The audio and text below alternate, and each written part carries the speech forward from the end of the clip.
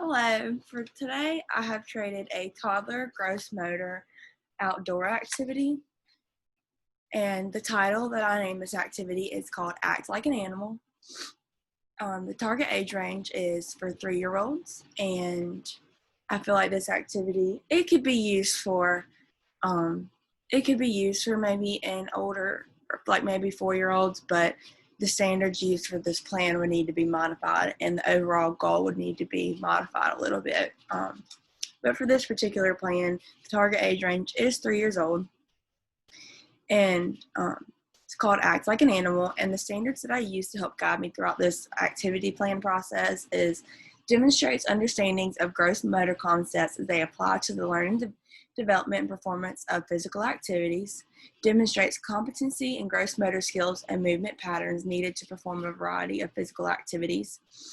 And the specific goal that I use is that the students will be able to learn new ways to move around with their bodies as they act out the different animals.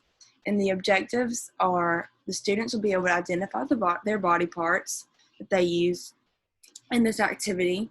With guidance and support, demonstrate coordination of large muscles to perform simple motor tasks such as climbing, jumping, and stretching, which they will be doing a lot of in this activity. And the third one is with guidance and support, demonstrate body coordination, strength, moving in space, and balance, which is another thing that we utilize a lot throughout this activity. So most of these objectives should be easily achievable by these young students.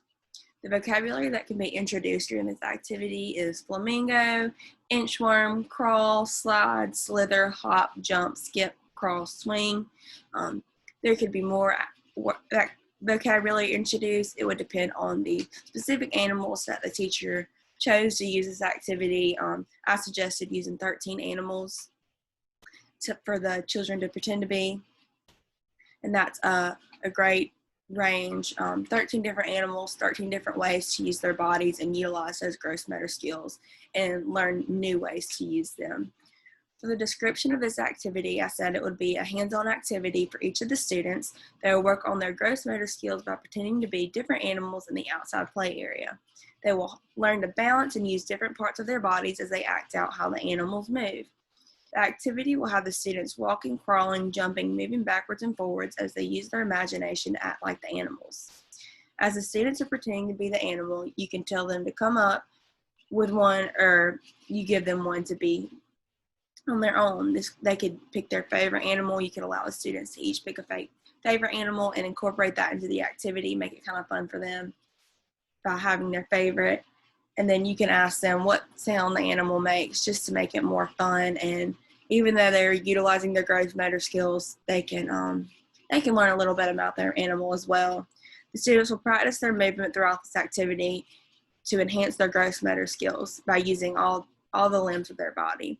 The agility ladder will be placed there to allow them to practice balance a little bit more. Yes, they are pretending to be these animals, already hopping and crawling certain ways, but adding the agility ladder increases the difficulty a little bit and allow for more growth of their gross motor skills by having them have to go through the space in the agility ladder as well.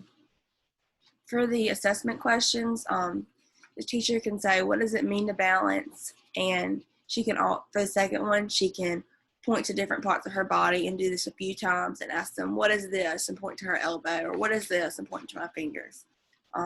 And it can be used with all the important body parts that they use to go through the activity. The third one is, can you show me how you stand on one foot and now the other? The teacher interaction is really important in this activity, especially with going through the agility ladder.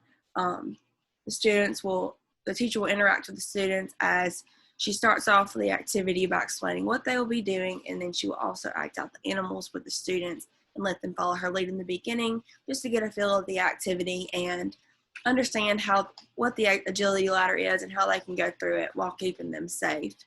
The students will probably think this activity is super fun as they pretend to be different animals, and if the teacher is playing along with them and being engaged, they are more likely to model her behaviors and want to join in on the fun that she is having.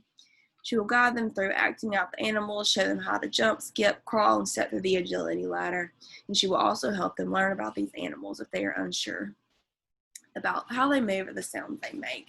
This can be really fun and engaging for the students, but it is important that the teacher gives descriptive instructions, guidance strategies, and remains interactive so that the students can get the full experience out of this activity, and also use the agility ladder and the way they are supposed to in order to achieve these objectives and enhance their gross motor skills to the fullest extent.